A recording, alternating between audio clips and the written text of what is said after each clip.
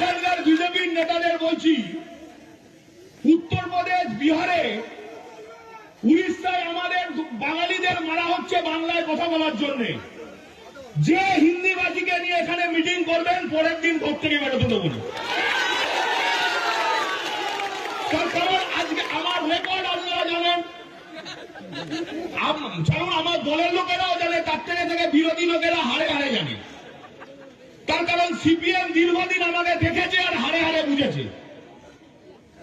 আর সিপিএমই তো আজকে dress change করে ভারতীয় জনতা পার্টি। আপনারা মিটিং করুন, মিছিল করুন, আমার কোনো বাধা নেই। কিন্তু বিহার, ইউপি থেকে নেতা নিয়ে এসে বাংলার বুকে ষড়যন্ত্র করবেন, চক্রান্ত করবেন, আর বিহার, ইউপিতে বাংলায় কথা বলার জন্য মারধর হবে।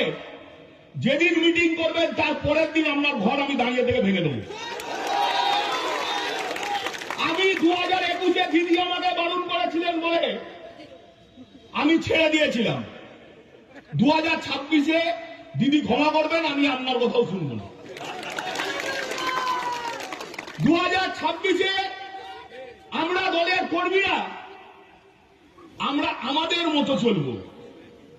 দিদির কথা আমরা 2 মাস শুনবো না। দিদি আমাকে ক্ষমা করবেন, মঞ্চে দাঁড়িয়ে বললাম, অন রেকর্ড বললাম, প্রেস আছেন, রেকর্ড করছেন, অন রেকর্ড বললাম। তার কারণ বারের একটা সীমা আছে, নোংরামির একটা সীমা আছে। চোর ছ্যাচোররা বিজেপি করবে, চুল্লু ব্যবসায়ীরা বিজেপি করবে, তাকে ব্যবসাও করতে দেবো না। আর চুরি ছিনতাই তো দূরের কথা, জ্যান্ত এই মাটিতে কবর দেবো, মাইক ধরে বলে গেলাম। তার কারণ এটা চলতে পারে না।